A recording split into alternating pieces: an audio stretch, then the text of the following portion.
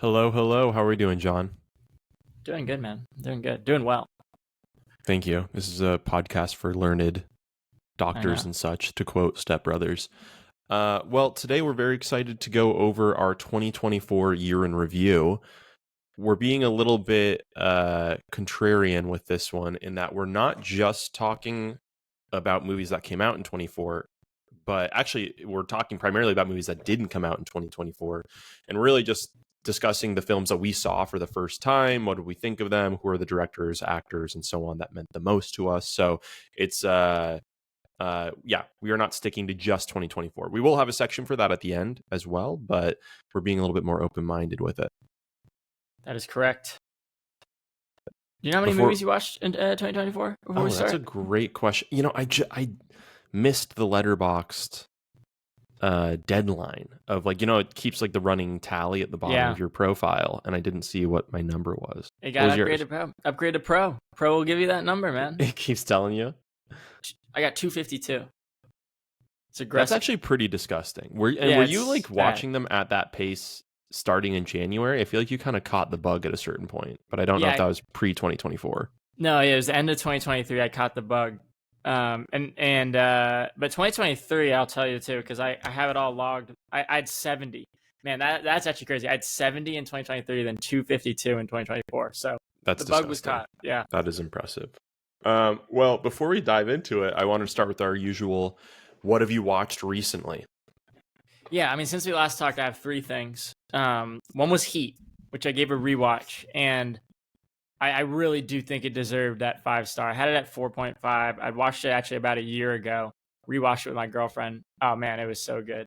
I mean, we were laughing at the Pacino lines. The action was so good. It's almost 3 hours, and we Mm-hmm. started it late, and it was like 1:30 when it finished, and we were still locked in. I really do think it's a top notch action movie. I think it deserves the praise that it gets on other rival podcasts. We need more rival podcast. Yeah. Yeah, our blood feud rival movie podcasts that are very aware of our existence. Oh yeah, man. I know they're not listening to us. I know we listen to them. We still respect their hustle, but they're Yeah, the afraid, Sun Tzu, keep your enemy close sort of Yeah. mentality that we have. Right. I honestly, I talked about this on a recent episode, but Den of Thieves, not a great movie in my opinion, but I do love a fucking bank heist movie. And not even just a bank heist, but I like a heist in general. I mean, they both have Den of Thieves clearly is ripping from Heat, but that opening truck heist, like the Oh yeah. robbery, I guess I should say, sick. Love it. So good. I think that's what I liked so much about it this second time is that like the first time I watched it, it was all about the action. I was like, I loved the scene with what's his name? Jeez, the blonde guy. Val Kilmer on the roof Hmm. with the machine gun, and like I love the hockey masks and yeah, all the action. And then this second time, it was all about like all these guys are in The relationships relationship, and yeah, yeah. De Niro trying to find his relationship and man, all the other stuff was like so good on the rewatch, and I really did like. There's life lessons in that one. There's some real stuff in that movie.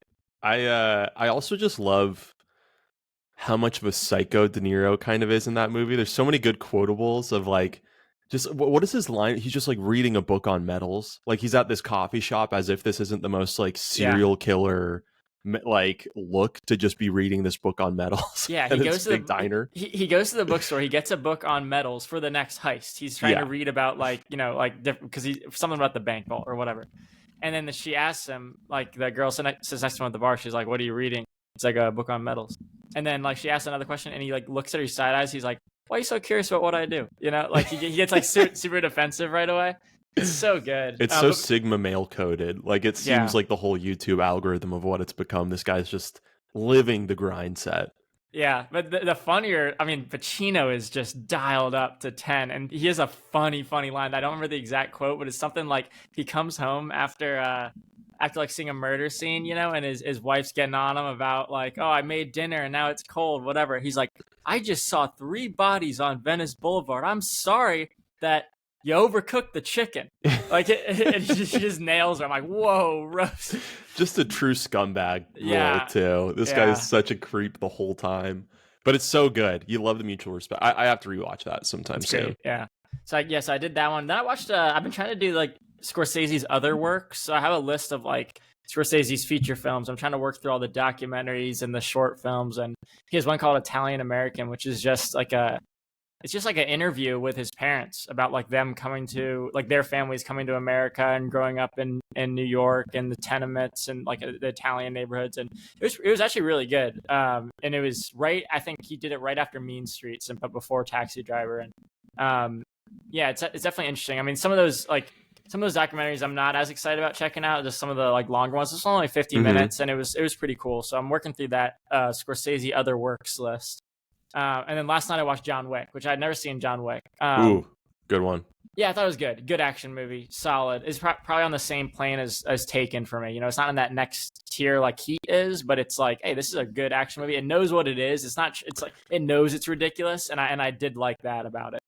Yeah, I would say it's a cut above like certainly like a Den of Thieves or something. Like I feel like there's actual merit to it rather than just the action. But yeah, I wouldn't put it on the level of like a Heat. I think has more longevity. Well, I don't know. People love John Wick though, especially the first one. They do, and what I saw is that people really like the other ones too, like, especially like the first one. But then people keep liking it, you know. And there's a fifth one now coming out, and the first and four there's a all spinoff. Oh, there is. Yeah, Ana de Armas is in The Ballerina, I believe it's called, which should be coming out. And there's like a TV show. Okay. But yeah, I liked it. I mean, especially that nightclub scene where he's just tearing it up. I don't know if you remember that. That was just I was blown away by that. But yeah, what about you? What'd you watch?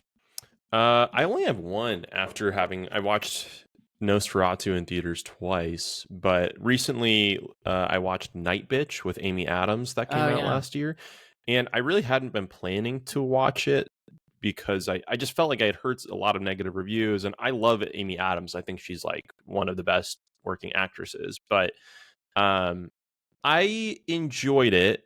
It's very surreal, which I did not know going into it, and I think that ultimately like the surrealism, I think it's a very difficult like subgenre to implement in general, because if you do too little of it, it's kind of unclear which parts are supposed to be metaphorical and which parts are supposed to be reality, and if you do too much it becomes sort of gibberish.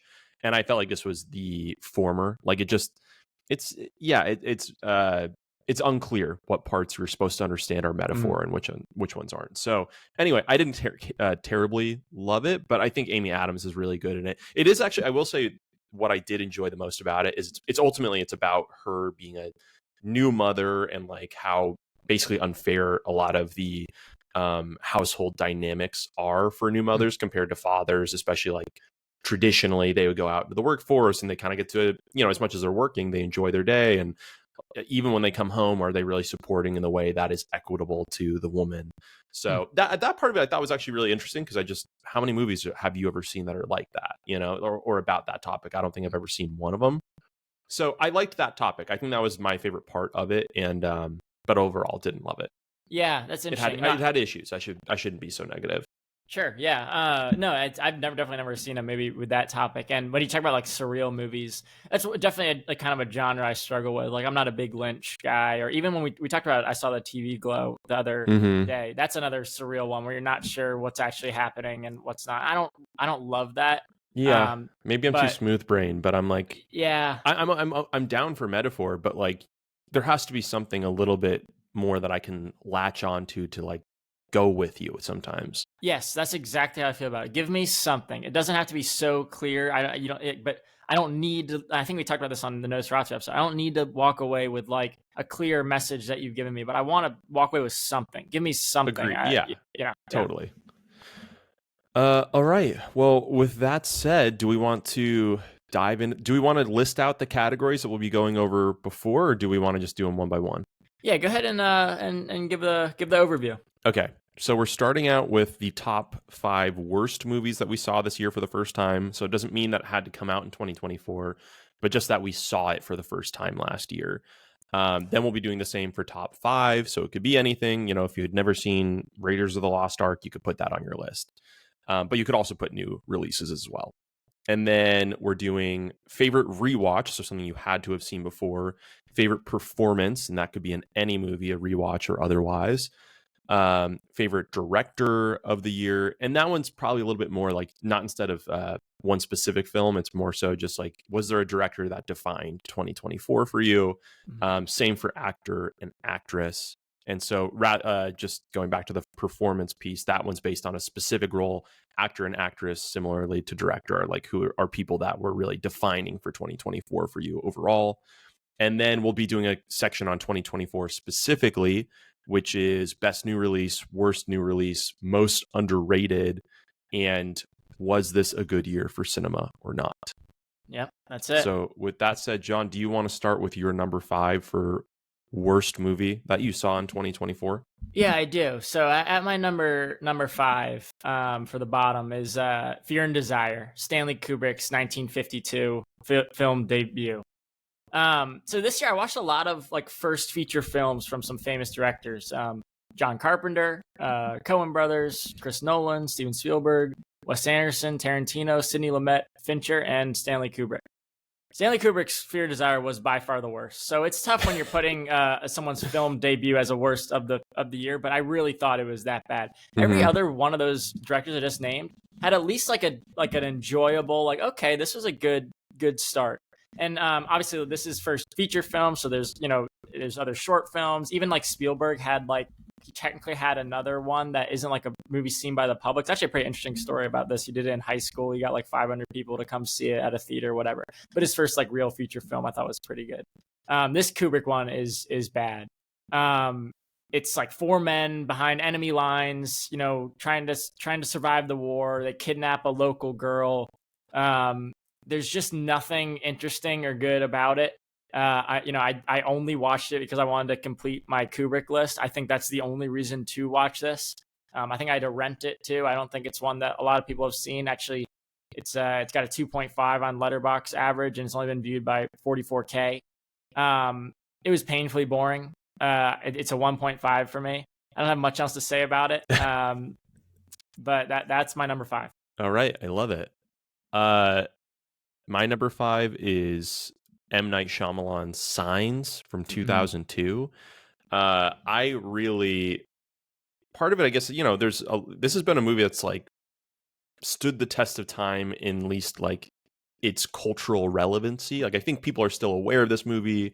And I mean, I had a great hook like a lot of Shyamalan's films tend to. But ultimately, I just, when I watched it, I did not see the appeal at all. I didn't understand. I mean, ultimately, like, it is an alien movie, which at first I was like, okay, like maybe I'm kind of into this. I think Mel Gibson, personal stuff aside, great actor, and Joaquin Phoenix, the same, both really solid leads. And I just thought it was really dumb. I just think like it was silly that like it was cool seeing the aliens run through the crops at the beginning, and you're like starting to, there's a lot of really solid mystery to it. But as soon as they go out into the light in terms of both like literally you see them, but also you understand their plan of taking over, and they're somehow capable of space travel, but like die from water and don't have clothing. And specifically, there's a line from Joaquin Phoenix where he's like, like I might not look it, but I'm actually pretty strong, sir. And it's like he's maybe 120 pounds in this movie, and that's like a limp. So anyway, I thought it was just kind of a ludicrous movie. And I also am not a huge M. Night Shyamalan fan, which might come up later, but that's my number 5. Yeah, I have not seen a lot of his movies. I think I've only seen Sixth Sense. I've been interested in watching that one, but not surprised that it's not that great. I mean, what's his other like great movies that people like? Split, I guess. I don't know. Yeah. Okay. Well, I think Sixth Sense is probably his big. Well, that was like his first big movie. Yeah. Okay. My number 4. We've talked about it a little bit. Leprechaun. Mark Jones directed, 1993. This is truly terrible. It's a terrible, terrible movie. There's actually one line in the beginning that I don't think I told you before, but so like kind of the big plot point is the leprechaun's gold, obviously. And the little kid in the movie, he wants to hold on to leprechaun's gold, and he tells his friend, his mentally disabled friend, that, hey, maybe we can use the money to fix your brain. And nice. It really just goes downhill from there. Awful performances, including Jennifer Aniston. It's one of her early ones before Friends. just nothing good about it. It's actually embarrassing. I mean, Warwick Davis, he had a pretty good career with the cards he was dealt. I watched a YouTube video of like him doing a DVD signing, and a guy coming up and he's like, "Hey, can I have like, do you do requests? Do you take requests?" And Warwick Davis is like, "Okay, like depends on what it is, but go ahead." He's like, "Could you just tell me like, I want me gold. Could you do I want me gold, please?" And he's like, "Okay, here we go." Like I felt so bad for him. That's a trip. You know what? Shout out Warwick Davis though for any actor, regardless of background, if they're a household name, that's a great career, right? Like that is a tough job. So good for him getting out there and getting after it. Yeah, and there's only so many roles he can play. You know? So he made the most of his career, but it's got a 2.5 average and viewed by 85K, and it's a 1.5 for me. It was tough to get through. I made the joke that I'm gonna now watch all 8 after seeing that first one. I've not made any progress on that. It's been hard to motivate myself to check out the remaining films in that franchise. But that's my number 4. Okay, my number 4 is Anyone But You, which is the Glenn Powell, Sydney Sweeney Australia romance, which is, I mean, this is going to be a quick review for me, but it's just like, if you know anything about movies, just even the backdrop of being in Australia right now is like so clearly because they got some tax breaks and funding. Like nothing about this feels real. It's the most artificial looking movie. And like, I will say Glenn Powell, actually, he's been a real rising star of 2024 in a lot of ways. So like, I think his part of it, he does his best.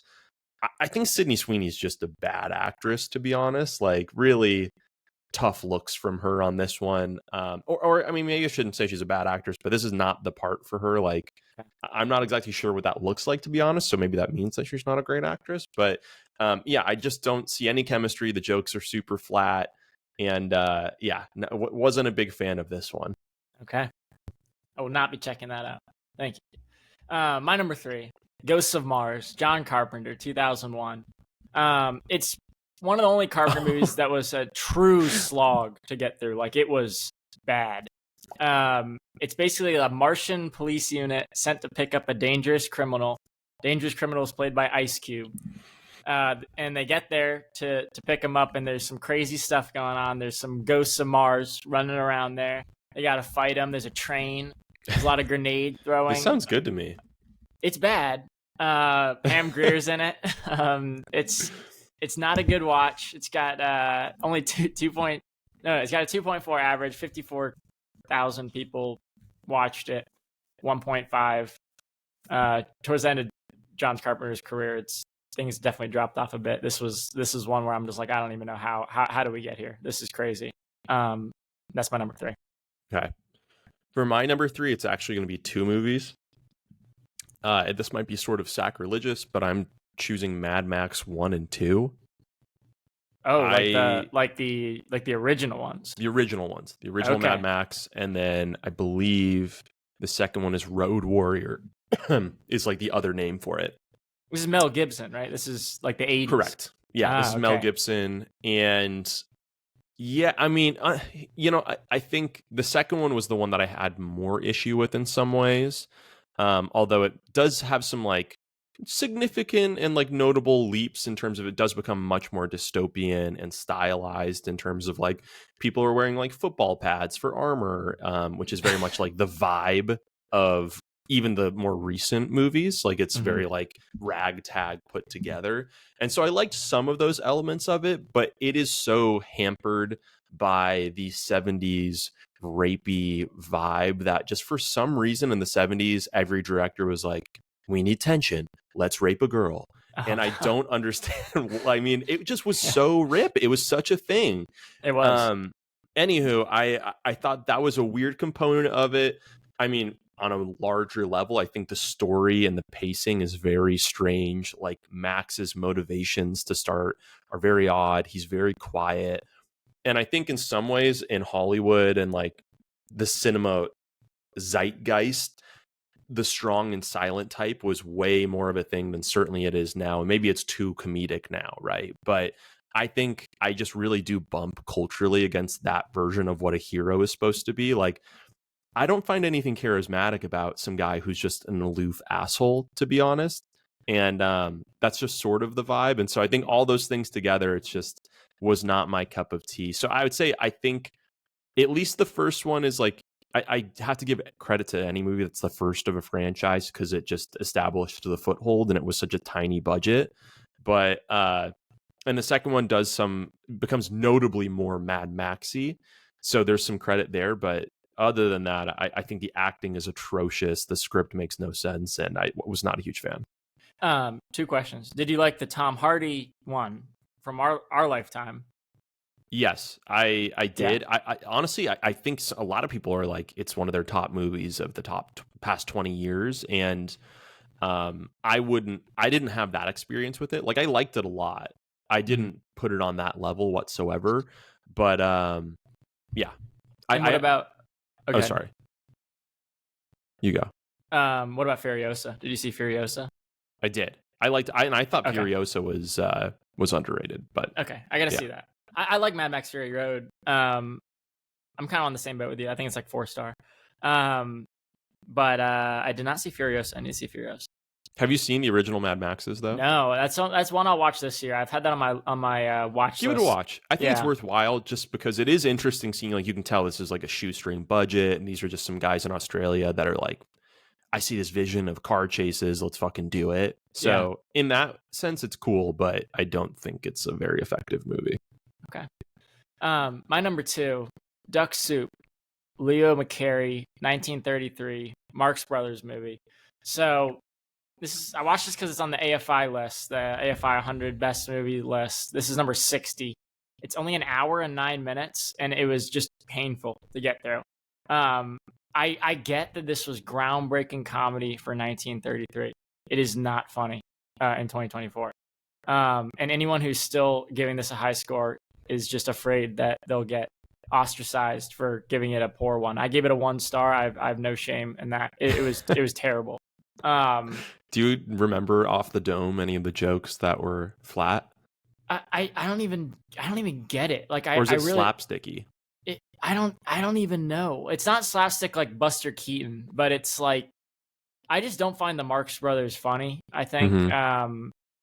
I mean, each one of them has their own little shtick. Like, there is one who's like more kind of slapsticky. The Groucho, who's like the main guy in this movie, I think. It's just the comedy just isn't funny. I just don't like. I think comedy is the one thing that just doesn't stand the test of time because different things are funny and groundbreaking in different eras. Totally. And, like, you can watch something like Nosferatu from 1922 and that can still hold up, or Citizen Kane, that obviously still holds up. 1941. This something, a comedy in the 30s just isn't doing it for me. I'm still on my quest to find one on that AFI list that is still funny today. Most of those movies are still good, and I come into them, I'm like Singing in the Rain. I come into them, I'm like, okay, let's see, it's a musical. It's like, I think it's like the 50s, and then I'm like, whoa, this actually is really good. This deserves to be on that list. Comedies like this one, I get why they should be on that list as recognized as like groundbreaking, but it's not one that holds the test of time to me, at least. You know, I think I've said it on here before, but I really do recommend, if you haven't seen Spinal Tap, to give that a go, because I totally agree with you were just saying a second ago about comedy just does not age well. I feel like that's almost the rule. I mean, compared to, I think, even just artistically in general, like regardless of the medium, like sculpture can be beautiful throughout time. A drama can be meaningful, like Romeo and Juliet, throughout time. Yeah. But just comedy, for some reason, and I think it's because comedy is essentially like, a lot of it is essentially in jokes to some degree or other, and it's like, it's about shared understanding or awareness of something. And so it just, as time moves on, that shared understanding changes. But Spinal Tap is the one movie, or one of the movies, that to me has really challenged that belief, because I was like, oh, this feels so contemporary, even though it might be 50 years old now or coming close. So I would recommend it. I mean, it's definitely still up to like your style and taste in humor, but I think you would at least see the merit. Yeah. No, I think we should maybe even do an episode on that one, because I've never seen it. But yeah, Duck Soup's got a 3.9 Letterboxd average. I just don't understand. 89K. people viewed. But yeah, I mean, we're talking about like there's other. I can't find anything from like 30s, 40s that holds up. Like Annie Hall holds up. That's 70s. Monty Python holds up to me. That's like 70s. Princess Bride. You know, like some of these other like, and there's one I'll talk about in the 5 best from the 60s. I think really holds up as a comedy. 30s, I just think it's too far. It's too far away from the humor we have now. We still like actively believed in eugenics at that point, I think. So Yeah. maybe. Yeah. And you know, the 60s were like utopian, everyone says. So definitely Yeah. definitely no got? issues there.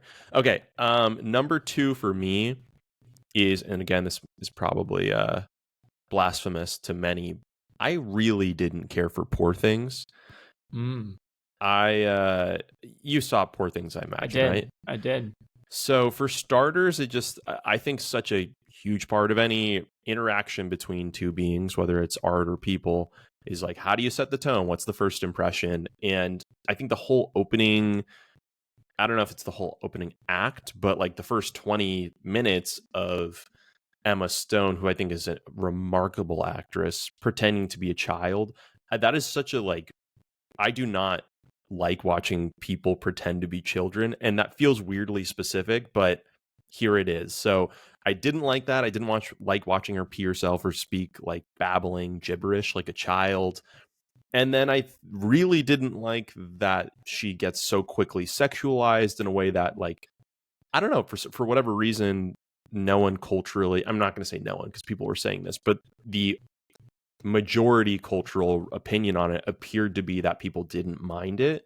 I thought it was pretty disturbing and like off-putting, and I don't know, I feel like if your response to that is like, well, that's part of the joke, is like, you know, women get sexualized quickly or whatever it is, I just didn't see the humor in it.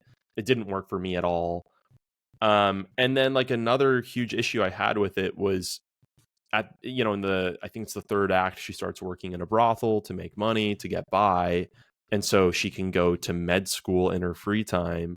And I get, like, you know, the backdrops I thought were incredible, for instance, and there's a very much like a sort of surreal, but if not just overtly fantastical element to that, so maybe that's supposed to be in the story as well. I mean, she is a Frankenstein of sorts, so it is. But I think the idea that a woman in that time, even in a surreal version of it, could work in sex work and be exploited by this headmistress, which they obviously are being, and not be at risk of like sexual violence, of illness, the idea that they could make enough money and be allowed into a medical university or like establishment, like, I think that's kind of preposterous and actually kind of a dangerous thought. I'm actually overall, like, I'm pro sex work in the sense of, if someone wants to make a living and they can do that safely, like, who are we to govern other people's bodies? But I think in a historical context, to say that like this is something that would be, if anything other than extremely dangerous for women to partake in and only a last recourse, is like, I think offensive. And anyway, so I really, if it isn't clear, did not like that movie. Yeah, I saw it in theaters, and like I definitely walked away going, if I'd seen this at home, I probably would have turned it off. You know, it was like, especially at the beginning, I wanted to leave in that opening sequence, but I was like, I have to stay. You know, like maybe it turns around. Yeah, so I'm with you on a lot. I think I when I scored it, I did it kind of based off what we talked about earlier with like surreal films, and like as far as surreal films go, yeah, I like the sounds and the like the visuals of the setting of that it took place. I thought it was really interesting. I don't know what I took away from it. I didn't think much about it after I saw it. And yeah, like I said before, I probably would have turned it off if I had thrown it on, streaming. So yeah, I think that's a good one to have on the list. I don't think I hated it, but I appreciated what they were trying to do more than I enjoyed it. That's for sure. Yeah, and I think even if like they didn't have the bit, like if it was only the her acting like a child at the beginning, which I don't like, yeah, and then the sort of anachronistic or just incorrect portrayal of working in a brothel, if it was just that, I think I could have been like, you know what, maybe it's a taste thing and I'm being curmudgeonly and I'm not appreciating that it's surreal or whatever, or fantastical. But like specifically, like, I mean, it's those two things with her being a child and being like sexually pawed at and groped at. Yeah. I'm just like, I don't understand how people could be so okay with this. It really, I wonder if that'll age poorly, or maybe I'm just being closed-minded. I don't know, Yeah. but I don't think that I am. Yeah, I don't know what's gonna happen with that one. I It'll thought be like interesting. Mark Ruffalo was like did a pretty good job. I liked him in it. Yeah, I liked him in it, and I thought Defoe was off-putting. I mean, I don't like facial disfiguration. Deformity. Yeah, and like he was the burping, and I wasn't a big fan of it. All right, what's yours? Yeah, my number one, Jason Goes to Hell, The Final Friday. Adam Marcus, 1993. It's the 9th movie in the franchise, the Friday the 13th franchise. Well, that's normally when they figure it out too. Normally, it's number 9 is just a 5-bagger. Well, number 4 is called The Final Chapter. That didn't happen. No, it's by far the worst of the 12. I saw all 12 this year. I don't know why. The opening scene is actually crazy, and I was like, "Whoa, let's go!" They blow Jason to smithereens, it's like a full army. Like they set him up, they trap him, they just destroy him, and then his spirit, I guess, is still alive because in like the medical tent after, this guy who's like working on him, it like eats his heart. I guess Jason like makes him eat his heart, and he turns into Jason. And then there's like this snake demon that's like hopping in and out of people and like going into their mouth. It's horrible. It's actually the worst movie I've ever seen. I don't know if I could really explain more why. I think it's one of those you just have to see. I gave it a 0.5 star 0.5 star, and it has a 1.7 average, which is one of the lower averages I've seen on Letterboxd, with 88,000 people seeing it. Incredible. Yeah, I mean, there's others in the 12 that are so bad that they're good. Jason X, I'll highlight as like that. I think that's actually one where I gave it a heart, and I said, I think you commented on it. I gave it like a 2.5, a heart. I said, everyone should watch this. And like that makes sense to me. Like this movie is so bad that it's amazing. Jason X, Jason Goes to Space. Now, Jason Goes to Hell or the Final Friday, that is seriously one of the worst things I've ever seen in my life. Okay, I love that entrant. I'm going to actually hold off on giving my top or my number 1 worst movie of the year because it came Jason out in Goes to 2024. Hell. Oh no. It is also Jason Goes to Hell. No, Yeah. It came out in 2024, Okay. so I'm going to touch on mine when we do the worst of and best ofs for 2024. Fair enough. Okay, so with that said, we'll start our list of top 5 movies that we saw this year for the first time. And my number 5 is the original Twister from 1996. Okay.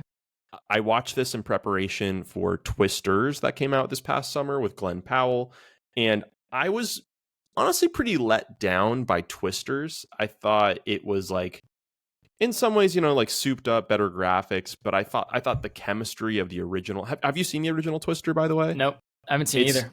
Fantastic. It's super good. There's such a great chemistry. You get a Philip Seymour Hoffman showing in there, which you really are not expecting. Dusty. And Bill Paxton is like this like news reporter. Well, he was like a storm chaser turned weatherman. And it's hilarious because the idea is that he's sort of selling out by going to like local broadcast television to become a weatherman, which just today would be simply like, I have to imagine that job is disappearing like 20 years later. But anyway, the CG is surprisingly good, but really the biggest thing is it's very much a team movie. It's about these storm chasers, and as much as it's about Bill Paxton, I cannot remember his love interest name in the movie. But anyway, it's about them like they're getting divorced, but then they come kind of spoiler alert, they end up back together. I think we all saw that coming. But it's really about them with this team of misfits and what's the sort of person that would do this. And they just do such a great job of making them like, they're not heroes and they're not total dorks, but they are like nerdy guys that have a bunch of like in jokes of what they've done together. And I think it's just like a great example of what like a blockbuster used to be. Like it doesn't have to be that every blockbuster is in a world where like Santa gets stolen and the world is going to be destroyed, like in Red One or like any Avengers movie. This is just a blockbuster about like, let's look at tornadoes. And that was enough at the time. So I think there's like a really attractive simplicity to it. Also, the fact that it's middle America is just very interesting, and it's very different than like, how many movies have you seen that are in Sydney or Los Angeles or New York or whatever. So that was a fun part as well. Cool. Yeah, I should watch that. It's fun. Okay, my number 5 is A Woman Under the Influence, John Cassavetes' 1974 film. So Gina Rollins, who passed away this year, it's basically her just slowly losing grip with reality. It's probably the best depiction I've ever seen of like a mental health crisis on screen. Also has Peter Falk, is my guy from Columbo. He plays a construction worker. There's one scene that really sticks out to me. It's as she's just barely hanging on, he brings all his coworkers over for dinner and it's like, hey, go ahead and like make some meatballs. What are we doing here? Like my friends are here, and she's just like coming from like a full on mental breakdown and like trying to like put on like the good wife face. And it's just incredible. It's long. It's worth it. It's got a 4.4 average viewed by 136K. It's a 4.5 for me. It was the first Cassavetes film I'd ever seen with him directing. And always loved Peter Falk and was introduced to Gina Rollins in this, and I thought she was incredible. Love it. I might have to throw that one on the list too. We should add that to the list of. I don't know if we'll review it or not, but yeah, I have not seen any Cassavetes movies. I would love to talk about that one. I gotta watch it again too. I really like that. My number 4 is Minding the Gap by Bing Liu. Have you heard about this? No. It came out in 2018. It was his first feature. I mean, he was really young when he made it, but it is a documentary, loosely a documentary. Well, no, it's a documentary, basically where he has cut through all the footage that he in high school and middle school and into college shot of himself and his friends who are all skateboarders. Oh, wow. And they live in like kind of a small Rust Belt city that feels like there's a bit of social decay, likely stemming from more like economic issues throughout the town. And it's him and 2 of his close friends, and it's basically following what are their lives like in this small town, what is pushing them from their own homes into skateboarding, and like the freedom that it provides them. And that's kind of the surface level of it, but what it ends up being really about too is the cycles of abuse and how one of the members of their friend group, comes from this abusive home, and then he gets his girlfriend pregnant, and then he himself turns out to be a bit of an abusive guy, even though he's sort of the most charismatic of them. And so honestly, I think it's a really incredible, like, it's wild that he got the footage that he did and he gets the interviews that he does, because you get such a human view of this guy before he becomes the abuser himself. And then he's openly talking about it when he is the guy who's pushing his girlfriend around. And so and then at the same time, there's this very sweet character who doesn't go that path. But anyway, it's I would say it's just incredibly shot for like a first feature too. It's remarkable that he got all of the footage that he did, and he's a young guy. I mean, he's probably only in his early 30s at this point now. So when he made it, I think he was probably late 20s or mid 20s even. And it's really powerful. So wow, yeah, I'll have to check that out. Is the footage that he uses from what, like the early 2000s or 90s? Like, yeah, I would say it's probably like mid aughts, so probably 2005, 2006 ish. Or maybe even later than that. I mean, they are in high school when he's filming most of it, and then they're like in like around 21, 22 by the end of the film. Cool. Yeah, I'll have to put that on the watch list. Okay, number 4, I got Dressed to Kill, Brian De Palma's 1980 film. It's got one of the best first acts I've ever seen in a movie. It stuck with me. I watched it twice within a couple months. It's got this one scene in the beginning. It takes place at a museum, which is unbelievable. There's a great Tarantino podcast that he does with Roger Avery about this film. They have Eli Roth as a guest, and they really go into the genre and the history of it. And sorry, what is this one about? Basically, there's it's a Giallo film, which I didn't know much about. It's like a murder mystery kind of story. Okay. I never heard of Giallo. Is that a genre? Yeah, it's a genre, and Tarantino really explains it. I'm not the one to give that deep dive, but it's like an Italian genre. I think one of the most famous ones is called M. And there's kind of like some typical like tropes that happen in this I don't know if they're tropes, but typical themes in a Giallo film. And there's a killer who wears black gloves, and like the murder weapon is usually like a razor, like a straight razor. Like, so there's these themes that are kind of like typical for this type of genre.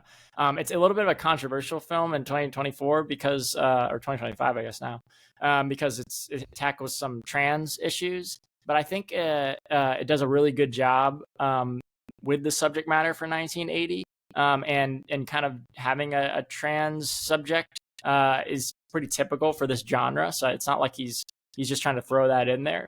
I think it's really good. I think anyone who's interested in De Palma should check it out, and just interested in a great thriller should check it out. It's got a 3.6 average on a Letterboxd, which I think is just incredibly low.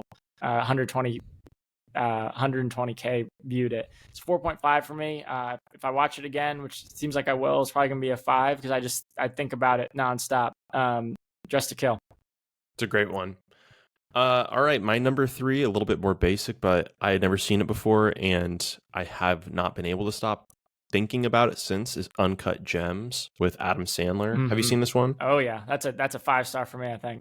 I saw this in January of last year, so it's almost been a year to date. And I think, so to take a step back, I think one thing that's really difficult for me about rating any movie is that when I go see it in a theater, I have a feeling about what I think about it, and I have an emotional response to it. And over the next couple of days, I have a response to it as well.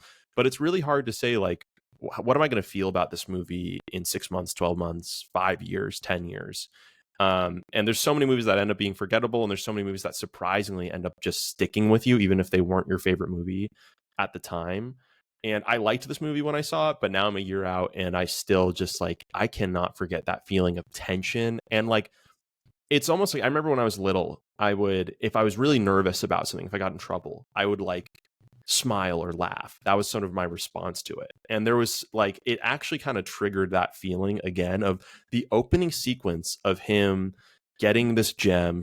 I believe he gives it to Kevin Garnett for his Celtics ring, and immediately goes downstairs, and you're just watching this guy go about his day. You don't really know the psycho that he is yet. Instantly goes down to a pawn shop and gets like 20 grand for it or something. And you're like jaw drop. Yeah. You're like, what is he doing? You can't, that's not his ring. That's Kevin Garnett's ring. And just like, there's such a hilarious insanity from the get-go of like, this guy's fucking crazy. Oh my God, he didn't even blink when he did this. I just think it's so unique. It's constantly ratcheting up the tension, but also just like, it's just, yeah, I keep saying insanity, but it's really incredible. So it stuck with me a lot. I really want to rewatch it, and I've been waiting to do so just because I wanted to give it more time. But also just to call out, like, this is truly such a break from obviously Sandler's other films that he makes.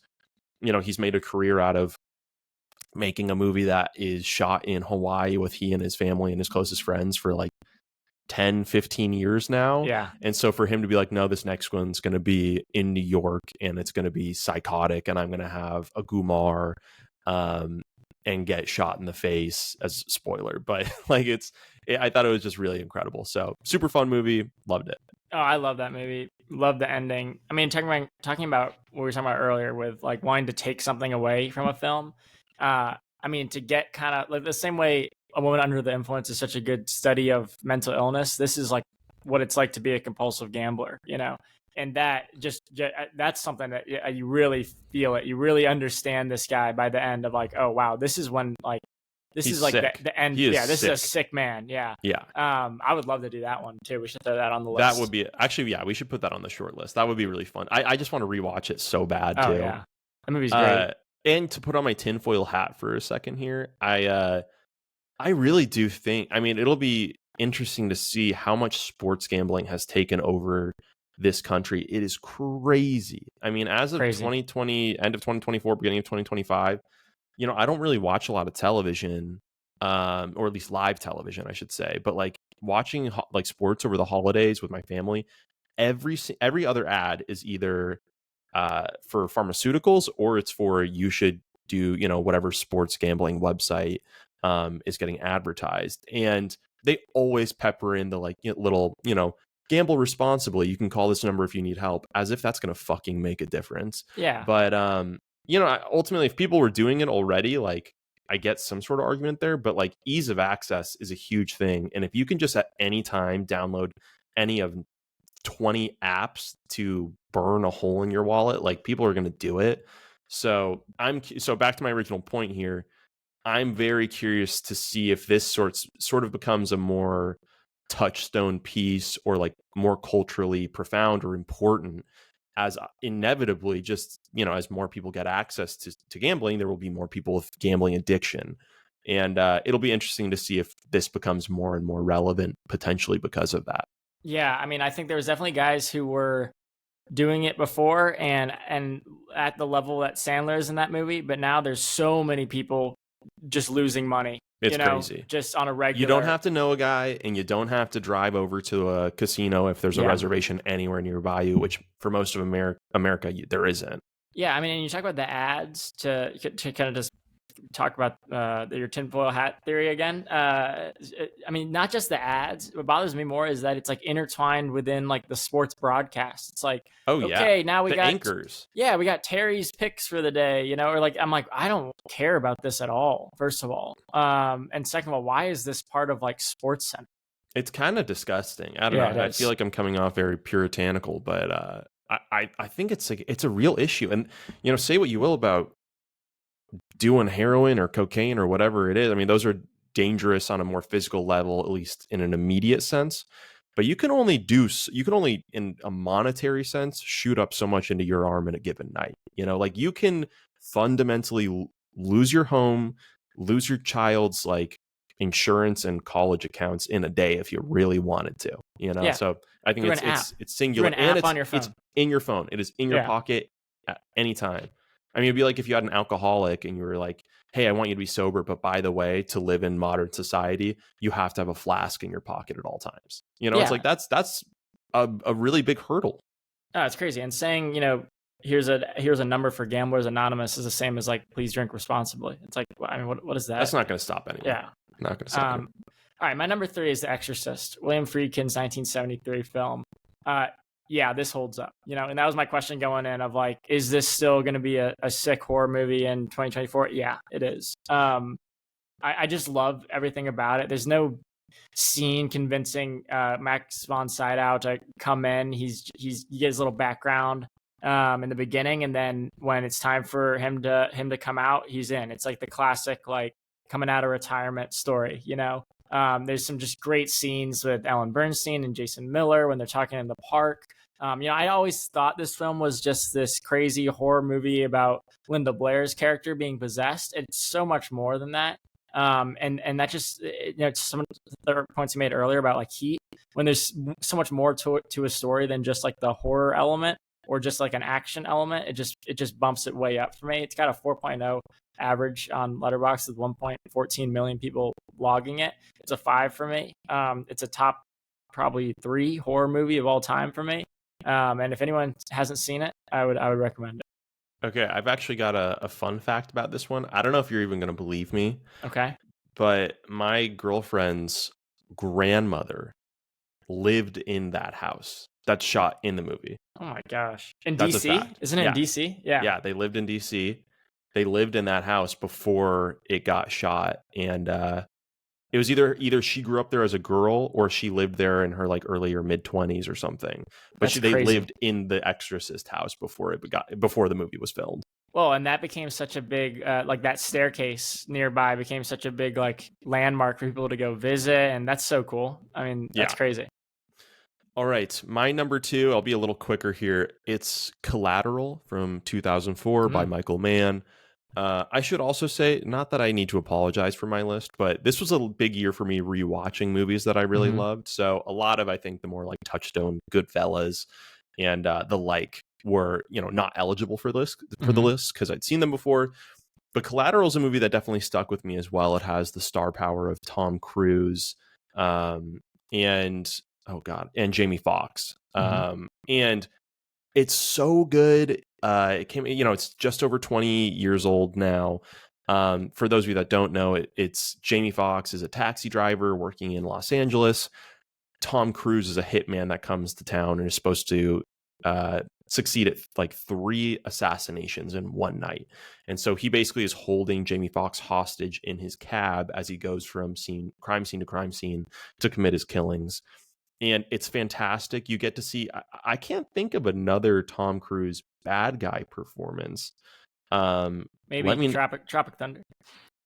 Yeah, but I guess Tropic Thunder in a sense. But even in that one, he's like, he's yelling at the terrorists or the extremist cell, whatever they are in that. But so anyway, it's so cool just seeing like anytime there's a movie where Tom Cruise goes out of his normal, or what we consider now normal, lane of being the savior for humanity, and he does something different, you're like, what the fuck? He could have been the best at this too. He could have been the best villain of all time. He could have, in Magnolia, been one of the best like dramatic actors of all time. Like, he just has such a charisma, and so it's so exciting to just see him whenever he used to change his normal approach to films. You just get such an awesome performance out of it. So I loved that movie, and that's my number 2. Yeah, I like that movie a lot too. I think Michael Mann might be one director that I go more into this year, because I think I've only seen Collateral and Heat. He doesn't have a ton of films either, but that one's really good.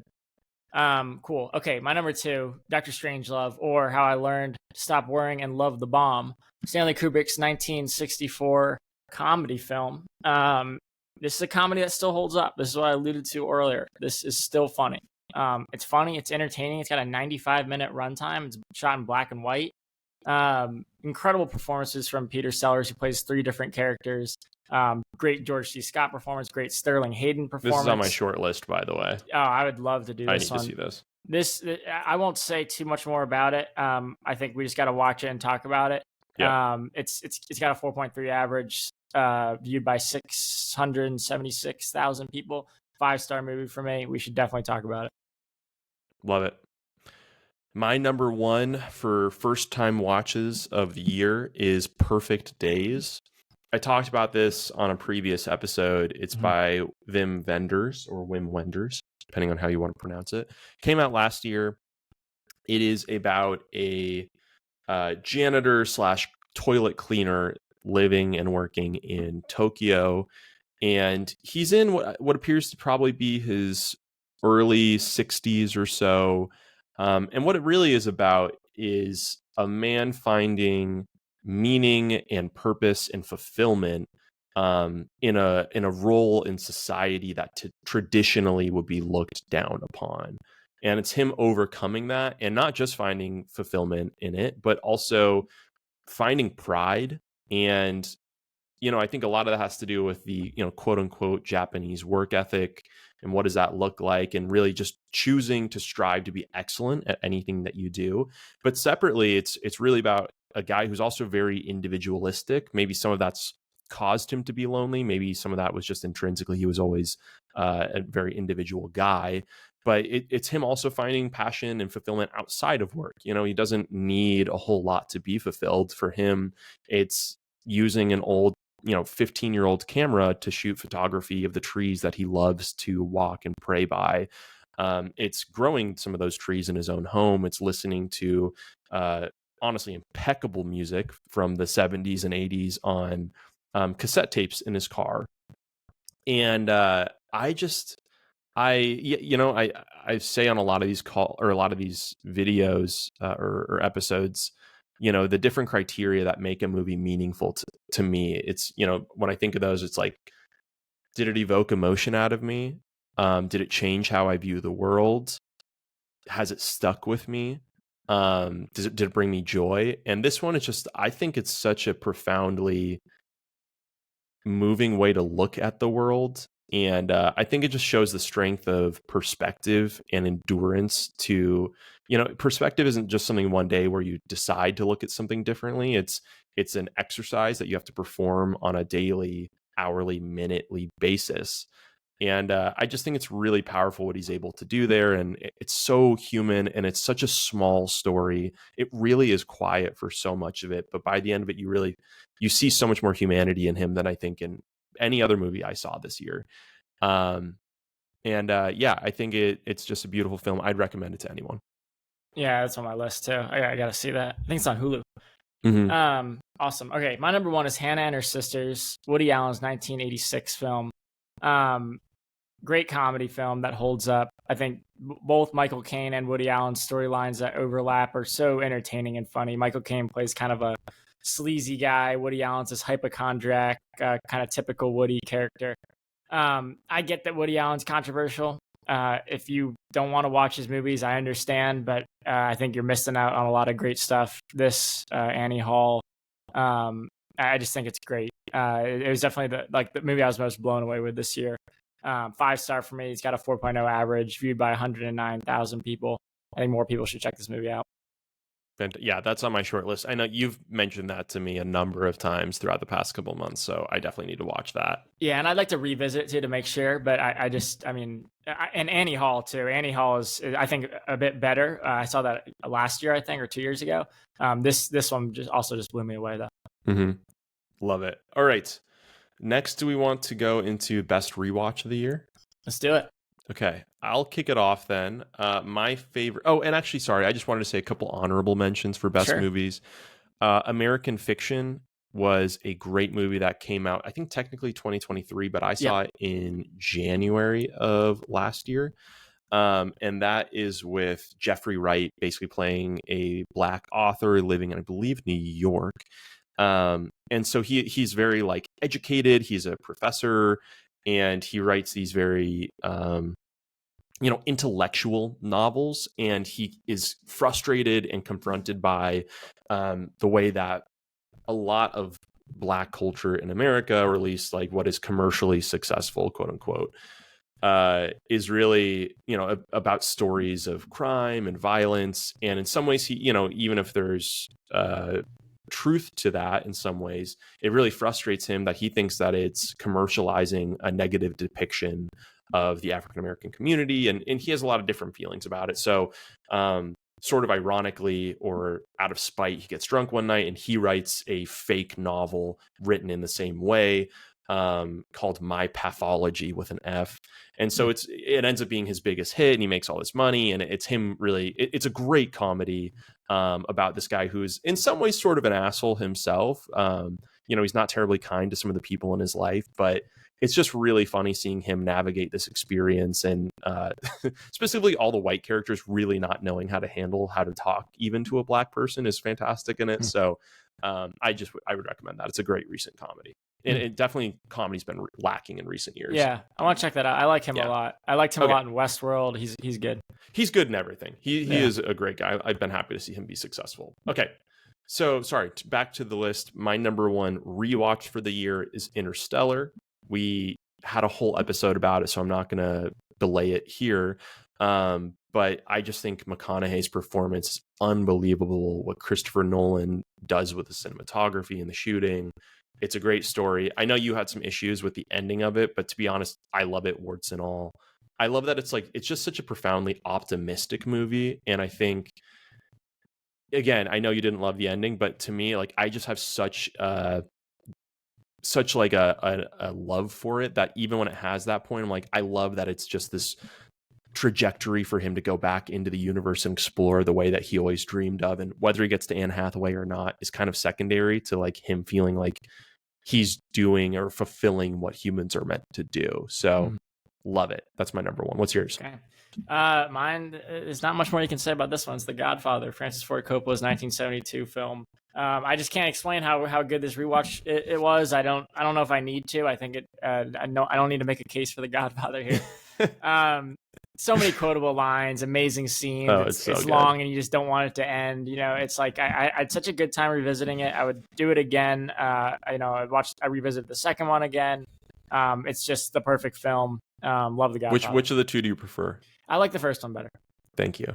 Yeah, that's huge. That's so good to hear. That's one of the. I mean, I remember I need to rewatch the second one. It just isn't fair, but that's one where I pretty sturdily prefer the first, and was confused why people would say the second is better. At least on that first watch. Yeah, I do too. I mean, all the stuff that I really like that really stuck with me that I thought about came from the first one. Now, when I rewatched the second one, I liked it a lot more than I had remembered. I remembered not really liking the Italy stuff with De Niro, and I liked that more the second time. So I think both are 5 stars. There's no case to be made for that. Either one is overrated at all, but I do prefer the first one. Agreed. My favorite performance of the year. This was tough. There's so many good ones.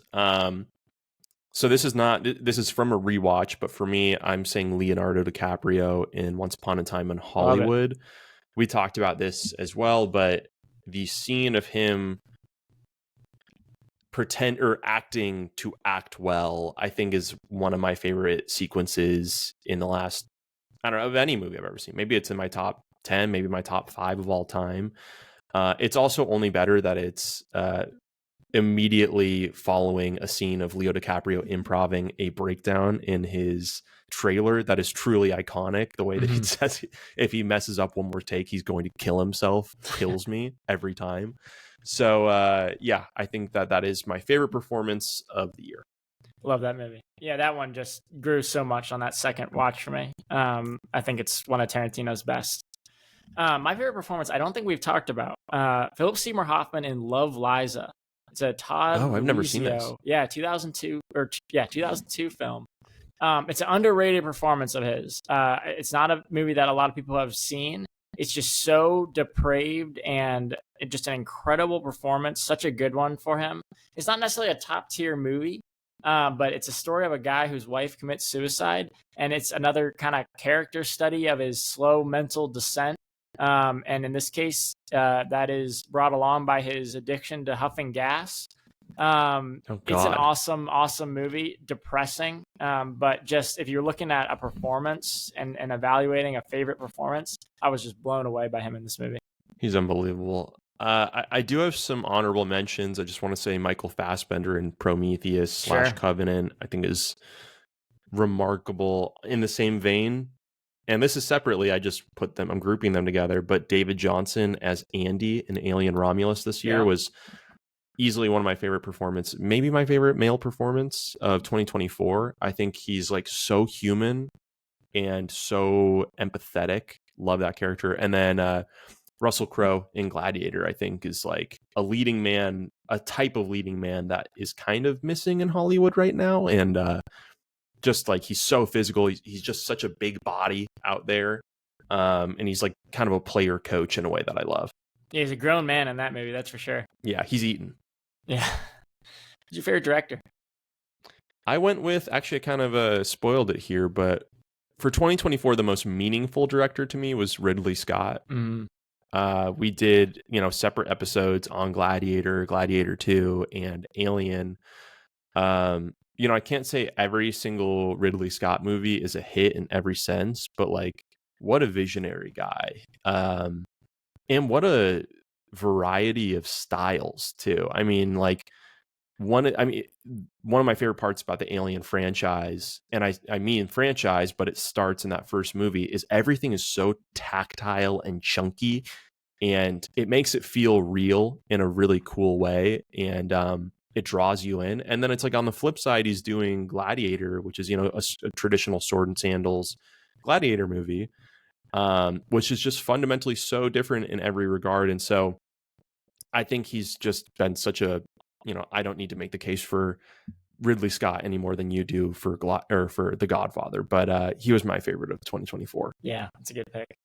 Mine's John Carpenter. This may be a surprise to some folks out there, because my honorable mention is Brian De Palma. So no shade to Brian, because I definitely watched a lot of movies of his this year. I am surprised. I thought you were going to say De Palma for sure. I thought you might be. Yeah, it's John Carpenter this year. I saw 20 of his 21 films. I enjoyed almost every one other than Ghost of Mars, which I talked about earlier, in some way. Even if it was a terrible movie, I was always excited going into it. Every time, like, that was an exciting director's list to go through for me. I just think he always makes a good film. It's except for Ghost of Mars. He always makes some kind of entertaining, like it's the story's always like something to me. It's something that I'm excited about checking out, even when it doesn't always land. His movies are all pretty short, so they're pretty easy to get through. Also, the one I haven't seen is his 1979 version of Elvis, which I had to order the DVD for. It's sitting on my shelf right now. Kurt Russell plays Elvis, but yeah, I mean, I was never a horror fan. But watching The Fog and They Live and Halloween again, and then some of the like second tier ones to me, like A Mouth of Madness and Prince of Darkness. I was just blown away by John Carpenter this year, and it was surprised how long it took me to come around to him. I guess just because I wasn't as interested in horror until this year. But yeah, I don't think I've seen a lot of Carpenter, John. Like I've seen The Thing, right? Yeah, and did he do Big Trouble in Little China? Yeah. I haven't seen that, but I need to make a more of a concerted effort to go through that filmography. Yeah, Escape from New York is another big one. But yeah, no, he's a good one to do a deep dive on, because even with like Scorsese, like I love Scorsese, he's probably my favorite director, but like there's like 4 of Scorsese's films I've just been sitting on for a while that I'm like, okay, like this is last on the list, like, and I'm not as excited to watch them. I mean, how long is that filmography too, though? Well, how many Scorsese's movies? He's and got he has 20, the docs. Yeah, he's got 26 feature films, and then he's got, you could say, 15 to 20 docs. It depends on what you count, you know. So that's a tough one. Yeah. But yeah, Carpenter's got 21, and then some short films and some TV films, which I'm not counting in that list. And there wasn't a single one where I was like, okay, here we go, like that I have with Scorsese. Like I'm just, you know, there's a couple sitting at that bottom of the list where I'm just like, even like Kundun with Scorsese. I was just like, okay, I gotta watch Kundun now, you know. Have you seen Silence? Yes, I have. Did you like it? What'd you think? I did like Silence. Yeah, I did like that a lot. I think that is a great movie. Yeah, I gave it like 4 stars. I really like that. Okay. All right. Do you mind if I go with my actor of 2024? Go ahead. I was torn on this one. Really, I mean, I mentioned it earlier, but Michael Fassbender as Prometheus is like one of my favorite characters, I should say, of all time. But I do want to say Willem Dafoe is my actor of 2024. Okay.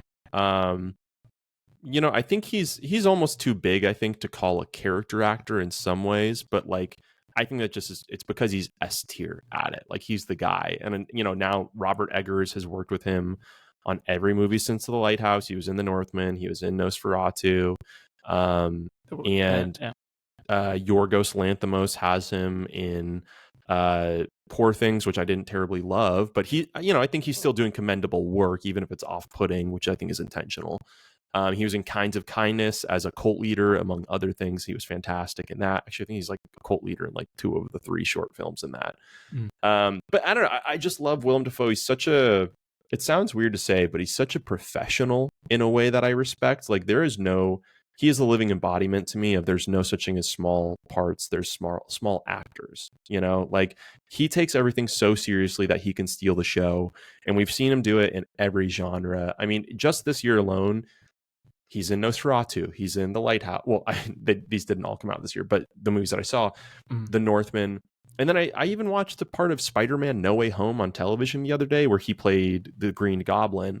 And you can't look away from him. He's like, the way that he can contort his face like Jim Carrey, there's sort of an athleticism to him. Like you really feel the physicality of, he's not just taking the time to mentally be in this place, but he at least he gives the impression to me of a guy who physically trains so hard for his face, for his body, the way he moves like a dancer, the way that he uses his voice as an instrument so differently in these movies. And it doesn't hurt that he has some of the best facial hair on earth. So I just am so in awe of him. And I've actually heard him in a couple interviews recently too, just podcasts that I've looked up. And he's so humble about it all. Like that is the professionalism part to me. Like he just seems like he's so willing to be a collaborator in every sense. Especially, I mean, and Eggers was not a huge guy when he did The Lighthouse with him. Actually, he reached out to Eggers after seeing The Witch and said, you know, I'd really love to work with you. And that's part of how The Lighthouse got made in the first place. So I just think it's so cool to see him too, like with the name that he has developed over the past 40 plus years as an actor, that he's still reaching out to the, you know, best and brightest but ultimately new and relatively inexperienced to try and help them as well is just so exciting. Yeah. I mean, him and as the Green Goblin, that first Spider-Man is like, I just remember even as a kid being like, who is that guy? You know, like, he's just a legend. Yeah, that's a great pick. Well, my favorite actor is De Niro. I saw 12 of his movies this year. Some are rewatches. Only one I didn't really like, and it was one of his early De Palma ones called Greetings. Everything else, it's just the fact that he's in a movie is worth watching to me. He's got such range. You know, it's like just some of the little things he does in Taxi Driver, and then how scary he is in Goodfellas. You know, how well good. He's so fucking good in Goodfellas. So good in Goodfellas. So scary how well he's able to. Oh, I know. And like Godfather 2, even, you know, even though that's not my favorite part of that movie, and just reading about how he studied Brando to like play a young Brando, you know, it's just insane. And then some of his, I guess, lesser seen movies of our generation, like Midnight Run, where he's playing the straight man in like a buddy comedy, and or in Jackie Brown when he's in a kind of a totally different role in that one, equally as scary, but kind of in a different way, and you don't really get to see till the end. I think there's really no debate for me in the De Niro versus Pacino who's better. I know De Niro's career dropped off a bit, and you just kind of started taking paychecks for some weird comedic roles later in his career. But when I look at the full body of work, I never really can go wrong with a De Niro movie. So he's my favorite actor this year. Love it. My favorite actress of the year, I was a little torn on this one. And if I'm being honest, it's because a lot of the movies when I was going through my list, it's Hollywood for you, but like most of them weren't female led. And so I'll start by saying my honorable mention here was Sigourney Weaver, because I think she brings such a power and like authority to her that's immediately so convincing. Like she just is such a competent person from the get-go.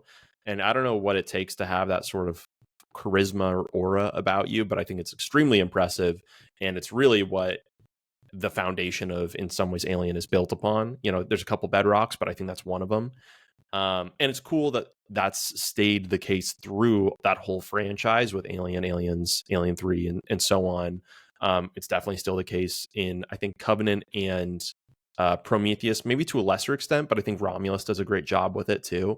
So anyway, she's my honorable mention, but my actual pick would be Anya Taylor-Joy. And I think in some ways, I don't sometimes I do bump with her performances. I don't always rock with her, but I think her role in The Witch is incredible, super understated, and just so impressive for being, I believe, 18 or at the time or so. I think she's really solid in The Northman as well. I think that there's maybe a little bit of a shortage of writing for her, but maybe there's a shortage of writing for everyone in that movie. Who knows? But really, probably Furiosa would be the biggest add-on for. I think she's super talented and convincingly intimidating in that movie. So yeah, that's my top actress of the year. She's mine too. Oh, really? Yep. And the only movie you didn't mention that I had down was The Menu. I think she's great in The Menu also. I was not familiar with her. I was blown away by her in The Witch. Like you said, I really liked her in The Northman as well. I'm looking forward to seeing more stuff from her in 2025. I just was really impressed. I never really watched. I tried watching Queen's Gambit. I couldn't really get into it, but I just how young she is in The Witch and how much she carries that movie is worth a spot on this list. And then she's hasn't missed in any of those other movies I've seen her in. And my honorable mention was Mia Goth, who I thought was so good in X. Didn't even know she was playing both of those roles until the movie finished, and that made it even more impressive to me. I like that trilogy of films, and I think she's definitely got a bright future ahead. Love it. Oh yeah, one other honorable mention. Just wanted to call out. I did have Zendaya as well. In large part because she is in so many movies that I really love. Like she's in Dune. She's in Dune 2. I mentioned Spider-Man No Way Home, which is kind of some recency bias. I just happened to see that on TV the other day. But she was also, I can't remember if I just mentioned, but Challengers. She's really, really good in that. Mm-hmm. I will say, I think in some ways, like, I think she's good in the role of Chani in Dune, but also it's just not written to be as big of a part as some of the other, like Austin Butler, obviously Timothée Chalamet, and the list goes on with Stellan Skarsgård and whatnot. So that's probably why I didn't. I don't feel like she has as many leading roles as Anya Taylor-Joy does at this point, but she clearly has a ton of clout and has talent of her own. Yeah, and to that point on Dune, I think she has a bigger part than was written in the book, right? But because she's so good, they gave her more to do in the movie. So they tried to get her in more, but yeah. I would say, yeah, so good combined with certainly, she has a huge brand at this point too. So it's just, you want to market off that. Yeah. All right. Are we ready to go into some of the 2024 categories? Let's do it. Okay. So best new release, shouldn't be any surprise. I already talked about it a couple times here. But for me, Alien Romulus, I loved seeing it in theaters. I've already watched it again at home. It was my favorite in-theater experience of the year. I just found it very gripping. Like, it was a great combination of two of my favorite genres, which would be sci-fi and horror. I think the creature design is incredible. The station design is really cool. It had one of probably my favorite performance of the year, which was, again, David Johnson as Andy, the android, who is playing two different parts essentially in it. One of the damaged android that is, almost childlike in some ways, but still very loving of his quote unquote sister. And then, when he gets the upgrade, he is this sort of aggressive, militant figure, and he's so convincing in both. He's just interesting in both, which I think is one of the key things you're looking for in any performance. So loved it. It also made $350 million on an $80 million budget. And it's a franchise that you and I have spent probably more time talking about than any other on this by far. Yeah. This podcast. And I think following, Prometheus was a great movie, but a little rough on the box office. I think it did end up in the green. I think Covenant ended up making enough as well, but I think was a little less positively received. So I think this movie being as successful as it was critically and financially was really big for the franchise getting continued life. And I mean, honestly, I'm a little iffy on where they take it from here, but I'm glad to see at least that it's on an upward trajectory. Yeah, I agree. I think it's a great pick. My favorite 2024 release was Dune Part 2. Nice. It was an unforgettable theater experience. I hope it gets some acknowledgement in the awards season. And we've talked a little bit about it, so I don't need to go into too much detail, but I wasn't a big Dune fan. I'd seen the first one around the time when it came out, didn't really get it, then watched it again before Dune Part 2 came out and really liked it a lot more, and then was just blown away by Dune Part 2 and all the things that they were doing in that one. And just thought it was a great one to see on the big screen.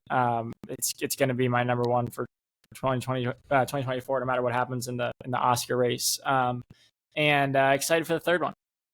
Yeah, I think, so many cool things in that movie. I think the choice to go black and white for that whole sequence was, what movie does that? Just so cool. I think that Austin Butler's choice to do the voice coaching to sound like Stellan Skarsgård was so cool. What a great choice. So interesting and believable. Like, you immediately are like, oh, I get that this guy is trying to appear or like appeal to the bloodline factor. Like, very intentional, how like savvy of him to do so. Great pick. All right, worst release for 2024. So I didn't mention this, or this was just my least favorite movie of the year in general, but Trap by M. Night Shyamalan. Okay. I just fucking hated it. I don't even want to be too artistic about this. I think it has, like I said earlier, Shyamalan is great with having a great elevator pitch, and this one had a really solid trailer, and I was honestly really excited for it. So I think that even stacked it against it. Like, when I was disappointed, I was expecting a lot and I got so little. So, those are like the surface level things, but I think once you're actually sitting in there, and, this movie is about a serial killer that the police are attempting to trap at a concert while he's there with his daughter. And they don't know who he is, but they know that he's present, and it's him trying to escape. First of all, Shyamalan's choice to have his daughter play the pop star, sort of like Ariana Grande, Taylor Swift stand-in, was, I thought, profoundly stupid. And I just really disliked it already. I was like, okay, I'm just going to have to accept that this is happening and move on, suspend my disbelief. But then for her to become essentially the protagonist of the movie, and she's not good at acting, and it's terribly written, and the choices that they all make no fucking sense. Like, I am so morally opposed to what I spent money to go see. And I wrote this in my Letterboxd. I feel like this was the one thing worse than a disappointment. It felt like a cash grab. Like, to me, it just felt like, I'm M. Night Shyamalan. People know my name because I've had a couple successful movies in the past with twists. I'm just going to do that again. And if I put enough into the marketing for it, and if I have a good enough hook, which granted he does, people will come see this. I honestly really would like to never see a Shyamalan movie again, just because I think his movies suck. And I thought this was just a terrible movie. Okay. Yeah, I'll remove that from the watch list. No, actually, I had no intention. Honestly, I want you to watch it just so you can either think I'm crazy or, be on my team. Okay. My least favorite 2024 was Joker Folie à Deux, Todd Phillips' film. So I think the first one is great. Like, I'm not someone who's going to shy away from that. It's a taxi driver inspired character study, great Joker origin story. I was excited about this sequel. I'd heard mixed reviews about it. I was trying to go in with an open mind. Halfway through it, I was already defending it. I was going, yes, okay, this is ridiculous, but this is a stepping stone. You know, he has the first one, and he can't just go right into the Joker people know. You know, we got to have like a step somewhere. I didn't like the story that was going on, but I was like, okay, I'm okay with this step that we're taking here. This is we're building a little Joker universe. That's great. And then when it came to the ending, I was so disappointed. Like if that was going to be how his Joaquin Phoenix's version of the Joker ended, I needed a lot more from that story to get there. I thought it was a huge letdown to end on that. I think a lot of people didn't like it because of the musical numbers. I didn't really mind them. I thought it was an interesting thing I hadn't seen before, but I just thought I felt like tricked by Todd Phillips. And it's like, I don't think it's a problem that I like the first one, and now you want to give me something that I don't like.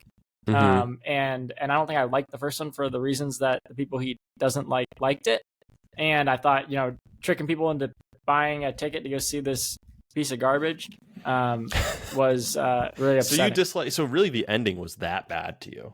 Yeah, I thought that's just it was such a letdown to like. I'm never going to see it. Do you want to just say what it is? Spoil it? He gets like knifed by the Joker gets like knifed. Well, I mean, they break him out at the trial or something, They right? break him out at the trial. He escapes. He gets picked up by more Joker crew.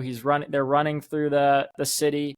He has an opportunity to like maybe get away and meet back up with a Harley Quinn character played by what's her name? Lady Gaga. Lady Gaga, and gets recaptured and knifed by some random inmate in the jail cell, and that's it. And Does he die? Yeah, he dies. He's like definitely dead. He's not like bleeding out. He's like dead. Yep, that's it.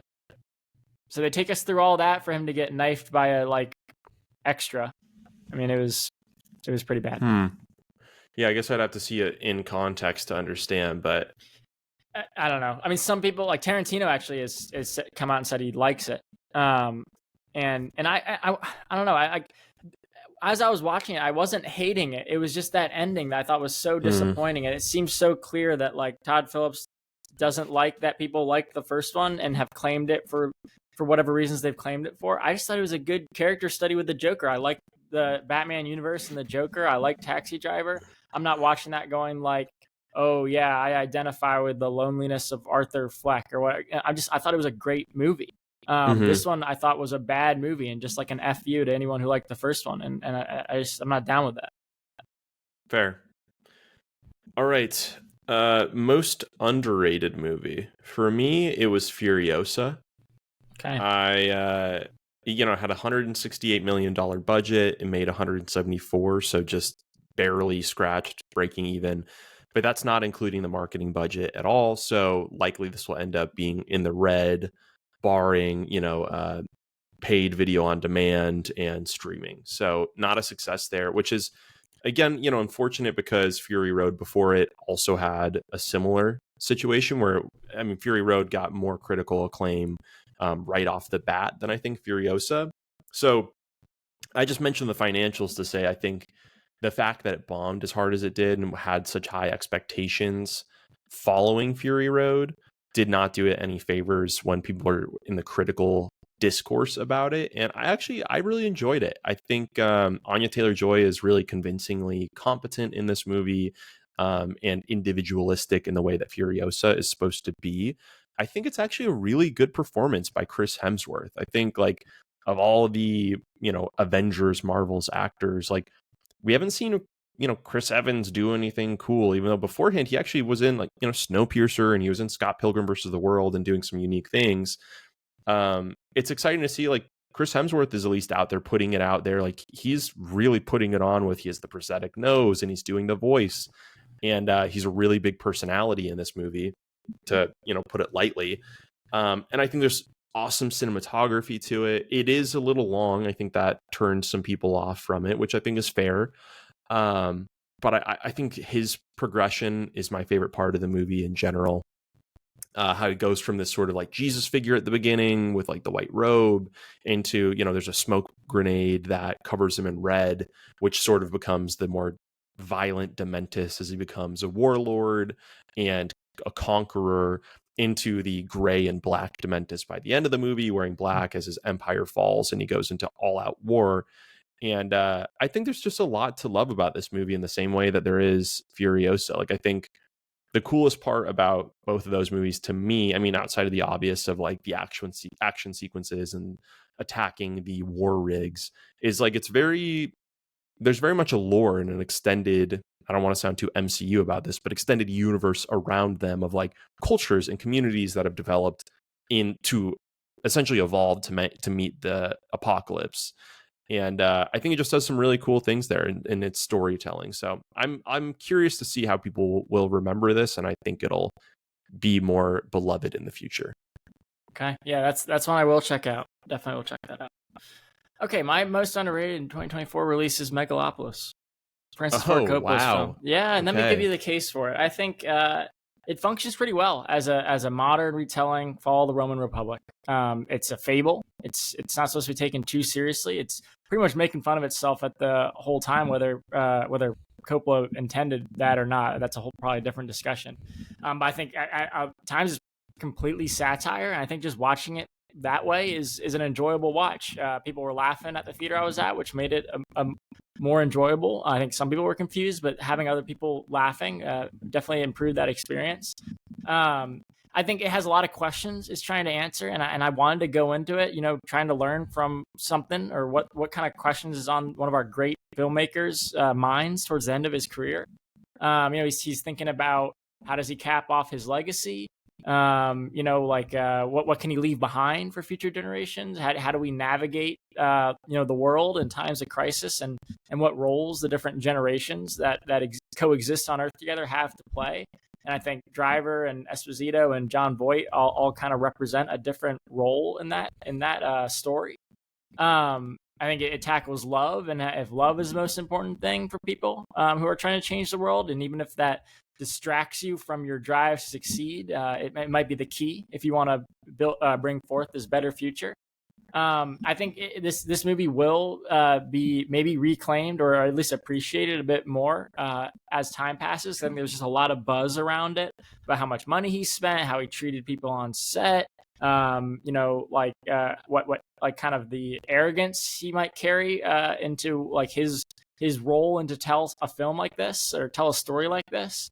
And I hope that happens, because I think it's an enjoyable movie.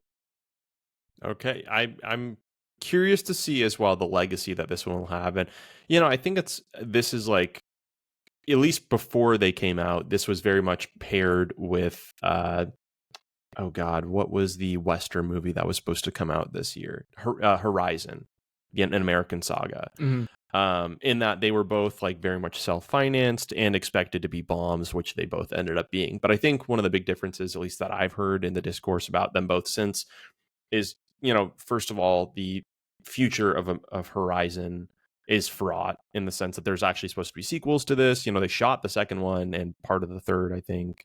And that's still up in the air. But I think also like there's sort of a weird tenderness that people have where like Coppola burned a bunch of his own cash on this, but he knows he's not going to live forever.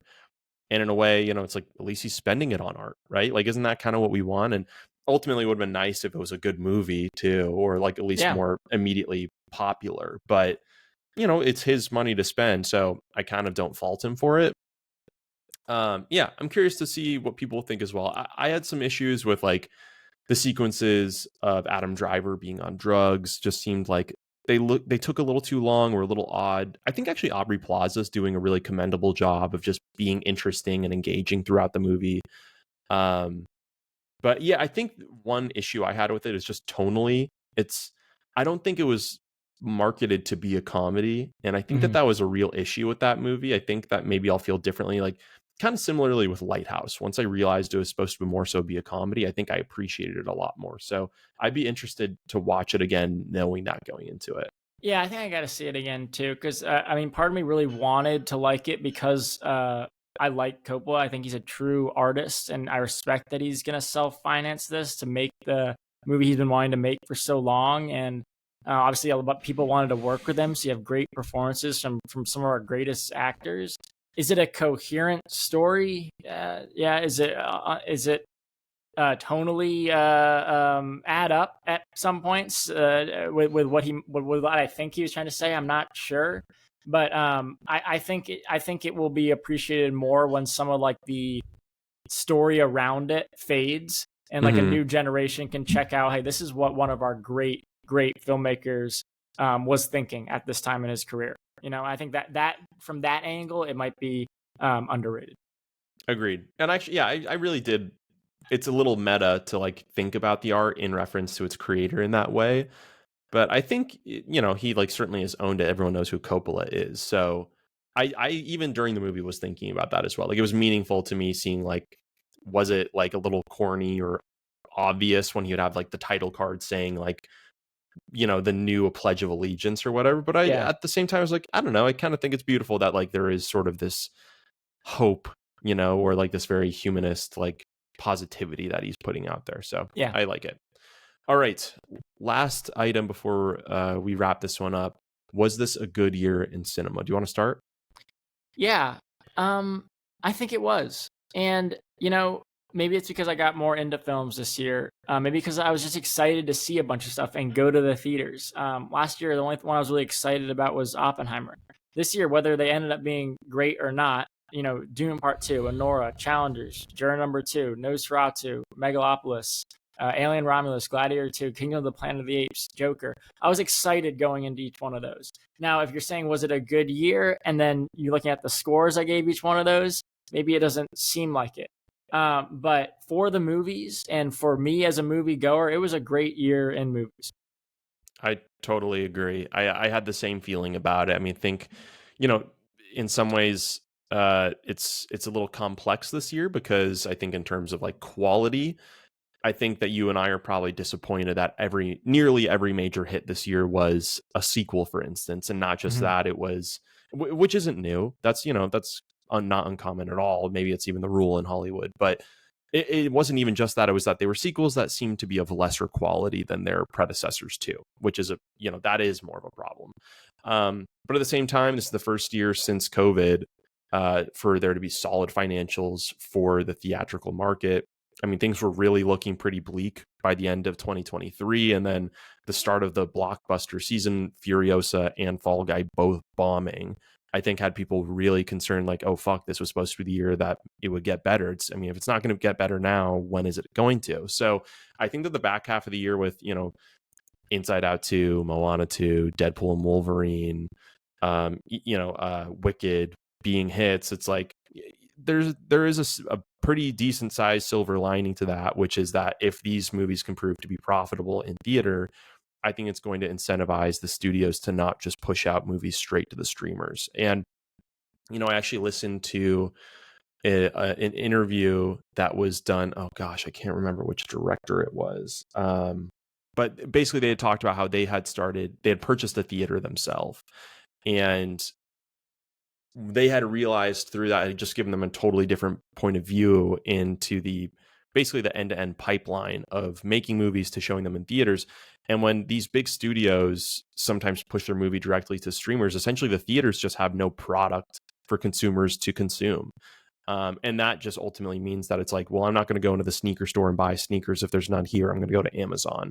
And the same is true of like, AMC, Regal, Harkins, whatever. So it's nice to see that when these are profitable, it's going to just further incentivize different studios to put these movies in place, and hopefully not just put them in streamers. And secondarily, I do just want to add, I think part of what makes movies successful in the US is like it's such a part of our cultural tapestry in the way that baseball is, and those are things that take time to have like a sort of relationship between them.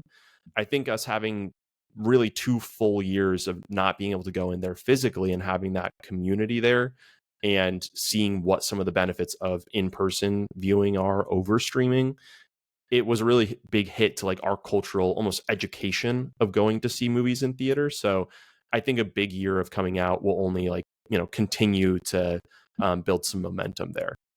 I agree. All right. That was our recap of 2024 and what we loved and loathed. John, do you want to touch on what we're reviewing next week? Yeah, we're gonna tackle Dressed to Kill. It's one I've been excited to talk to you about for a long time.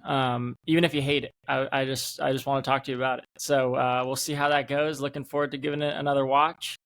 And as always, thanks everybody for listening. Yeah, if you liked it, please hit the like and subscribe, and we will be back next week. Sounds good. Thanks all.